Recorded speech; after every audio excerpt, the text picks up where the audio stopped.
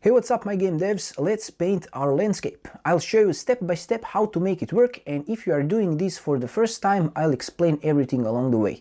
Maybe it looks complicated, but after this video you will know exactly how to do it in just a few minutes. So let's go! I'm using a third-person template for this project. Just go File and select New Level, select Basic.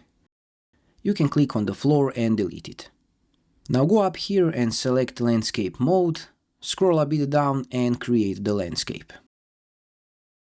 Next step is to add textures that we will use to paint our landscape. Go to Fab, or if you don't have it, go to Window and Fab to open the marketplace. Over here choose Materials and Textures. Change price to be free, and under Publisher type in Quixel. Select it, and now choose any two materials. I'll go with Forest Floor. If you want these exact materials, I'll put the links in the description of the video. Select Quality and click Add to Project. You can see your downloaded material on the left side. Go back to Fab, select Forest Path and add it to the project also. Next step is to create master material. Go to Content folder, right-click and choose Material. And name it. Now it's a good time to save everything. Hit Shift, Ctrl and S, name your level something like level 1. And now double click to open your material. And to make things simpler, select the node and on the left side make sure to check these Use Material attributes. Our node will shrink and we will be able to connect our other nodes. Now press Ctrl Space to open the content drawer. Now go to Fab folder and open all the way down to our Forest Floor and click on Textures folder. Select first texture, hold Shift and select the last one, and just drag and drop them into the editor. Sort them like this so you can see them better. And now we need to add another node so we can connect those textures. Just right click and type in Make Material Attributes. Now connect base color with base color, normal texture with normal, and third texture is specific. It contains 3 textures exactly. So this is good because it saves our time. We need only ambient occlusion and roughness, so connect it like this. Okay, we have our first texture defined for painting. Now try to do this for the second one. The principle is the same. Go to Megascans folder, select textures and drag them to the editor.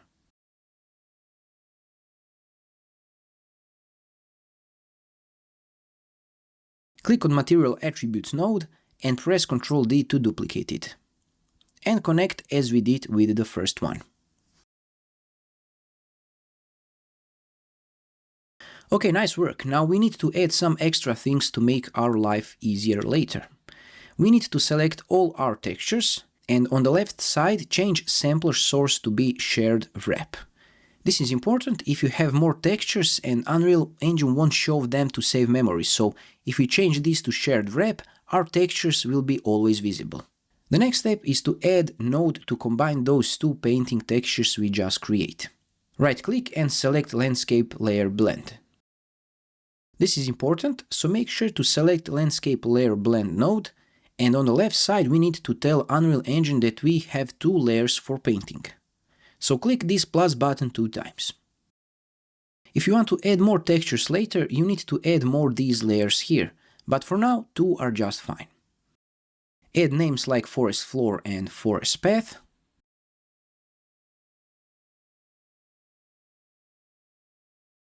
And make sure to save everything. Let's connect our new nodes. And you can see our layers here. We are practically ready for paint, but to save ourselves from manual work, we will add node so we can change the texture size because our texture will be very small and we need to control that. Right click and add texture coordinate node. Hold 1 and left click to add constant and hold M and left click to add multiply node. I have this video with 100 tips and tricks in Unreal if you want to learn these things to make you faster. Now connect coordinate node with A and constant with B. And make sure to connect multiply with UVs of the first textures we add.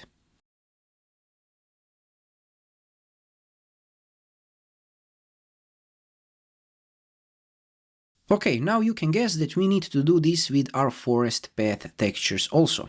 Just select all three of them and Ctrl D to duplicate and connect with UVs of the second textures. Okay, we are practically done, but we will convert these constants into parameters so we can easily change values later. It will be easier than going every time here in this master material. I'll explain it, but for now just right-click on constant and click change to parameter. Name it something like forest floor size. And for the second one also, name it forest path size. Okay, we are done with this, so make sure to apply and save and go back to editor. Go to selection mode, select your landscape, scroll down where you see landscape material. And we can drag and drop our master material, but it won't be great because if we want to change something, we will need to constantly open our materials. So we create instance of that material. Don't worry, it's easy. Just right-click on our master material and select Create Material Instance and name it MI Landscape. And now instead our master material, drag the instance into Landscape Material. Don't worry because everything goes black, it's okay. Under the Landscape mode, go to Paint tab, scroll a bit down and click this little icon that says Create Layers from Assigned Materials. And you can see our two materials that we are going to use to paint. Before you start, make sure to click plus button next to each layer and save it where you want. This is an important step to do, so don't skip it. Now completely zoom out so you can see the whole landscape. Select our forest floor layer, increase strength and size of the brush and paint. Cover your whole landscape. And if you zoom in and go close, you can see it looks bad. That's where our material instance is coming handy. Go to selection mode, go to content folder, double click material instance, and you can position it something like this so we can see live how our texture size is changing. Expand these global scale parameters and enable forest floor and path. These numbers are familiar because those numbers are parameters that we created in the master material here, so we can easily change values. This is why we use instances, so we can easily change values without going back to master material. And if you change the values here for the forest floor, you can see how our texture looks better. Also, the second value is for our forest floor, so change both to be something like 0.2. Now go to the landscape mode and on the paint tab change the size of the brush and strength. Select our forest path layer and just paint it over landscape.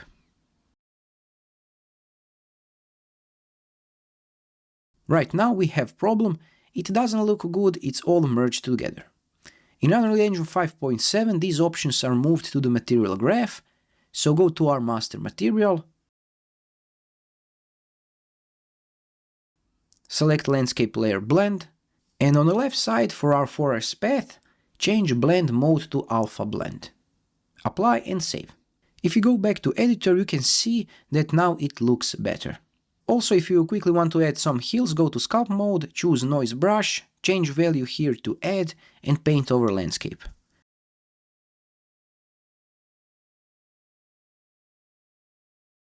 Go to Selection, right-click, and play from here. And just like that, we built a professional landscape material and painted our world. If you run into any issues or have questions about the new UE5 settings, drop a comment below and I'll help you out. If you find these workflow tricks helpful, you are going to love my other video. I've put together a massive guide with 100 Unreal Engine 5 tips and tricks that will fundamentally change how fast you work in the engine. It's packed with shortcuts and hidden features just like the ones we use today. Click the video on the screen right now to level up your skills even further. I'm Philip, thanks for watching and I'll see you in the next one.